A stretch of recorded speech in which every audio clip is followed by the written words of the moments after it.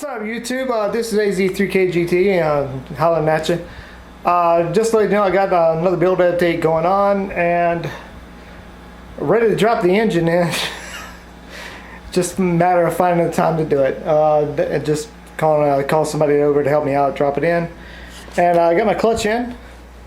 Another good shit. Right here. Spec Stage 2 clutch. Let me go ahead and get you hooked up.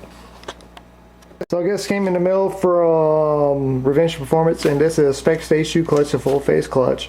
I was actually going to go with a Stage 2 that was like a 3-plug clutch, but then because of how much more they wanted for it, and this right here actually holds a little bit more power for it too, so I'm like, alright, we'll just go ahead and go with the Stage 2 spec clutch. So now that we got this in, we can go ahead and get this attached, get the engine out there, put on the hoist, and attach the flywheel and the clutch to it, and then we can drop the engine and transmission in as a unit. Oh, well, in the meantime, I had to put a lot of videos out. I have been working on the car. Literally just finished up replacing the fuel system on it, so I can run AN lines and a new fuel pressure regulator and new fuel filter. And it's a stainless. They're all E85 compatible components with it, so we should be good to go on that. So let's go ahead and take you outside. And oh yeah, and I managed to get the harness bar finished on the car, and so I got the harnesses installed too. So while I hate having my car sitting out here like this in the sun, I kind of have to. I don't have a garage to put it on, so I do what I can with what I have. So let's go ahead and show you the new fuel system that I went ahead and put under it, and let's get you hooked up. So we got here is a new fuel pressure regulator. You got your AN lines right here. That's going to be your feed line. This right here is the return line. They're a little long because I was trying to make sure that they would work. Here's a new fuel filter.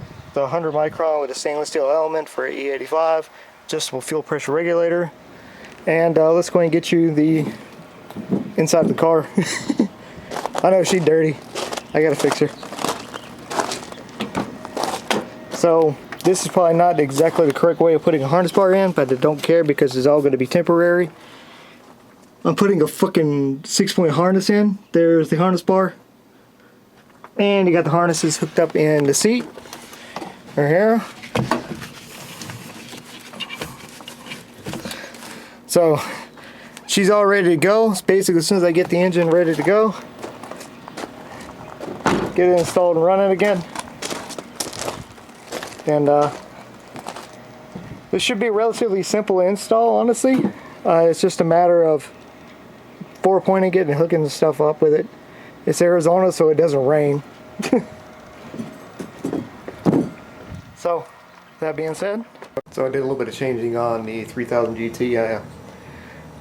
Didn't like the way the fuel filter was mounted on the car, so I went ahead and changed that and put it back the way I think it should have been the whole time, instead of just trying to reuse that the original bottom half of the fuel filter mount.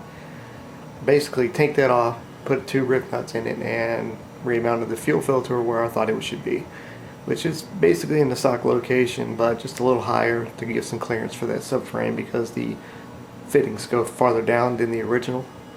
So fix that up, and should be good to go. So I think this Sunday I'll be able to get the engine in.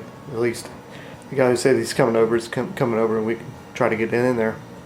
So go ahead and show you that fuel filter, the way it's hooked up right now. So before there was a mount here that I had bolted into it. Right now you can see that there's actually rib nuts in there. You can see the top of them right about there. And this right here is bolted in with rib nuts as well, so it's pretty sturdy mounting.